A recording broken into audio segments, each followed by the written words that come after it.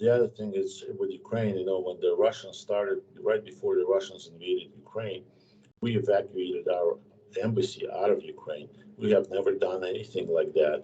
And many other countries followed us. Even during World War II from Moscow, it was like only 2 days, when the Germans were very close to Moscow already, and we evacuated our embassy to a different city. We never took it out of the country.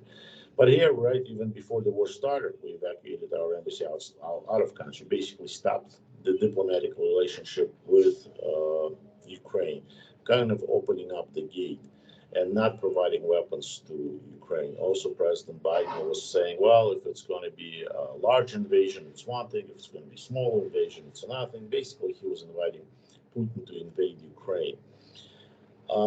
And they expected Ukrainians to maximum to fight for about 72 hours, and then they would collapse. They expected that President Biden offered political asylum to President Zelensky, Ukrainian president, which he refused, and President Zelensky remained. So they didn't expect that. They didn't expect the Ukrainian people and Ukrainian army to consolidate so quickly and to repel the Russian attack with whatever minimum weaponry they had. So Russians, just by their mass, were pushing in, but a small Ukrainian force was able to defend with the minimum weapons that we provided to them, defensive weapons, I must say. No tanks, no airplanes, no air cover, no anti-air defenses. So Russians will fire, they can't fight on the battlefield.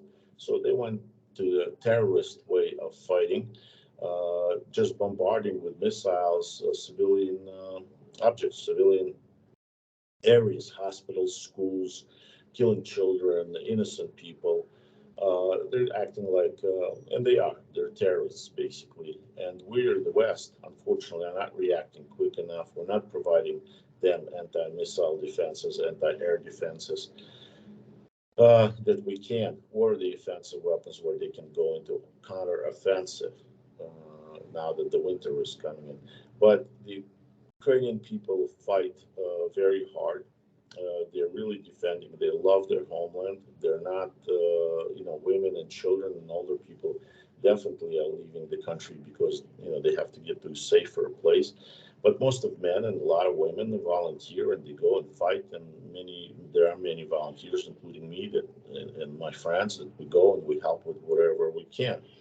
Because unfortunately, Putin has started the war against the entire world, but unfortunately, it is only Ukrainians who are fighting for the rest of us today.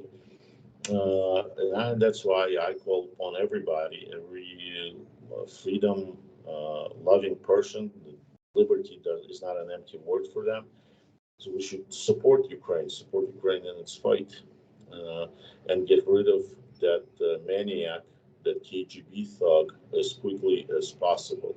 Otherwise, he may cause a disaster, such as a nuclear war, or just cause an environmental disaster by bombarding nuclear plants, electrical plants, Ukrainian, and causing an environmental disaster that way.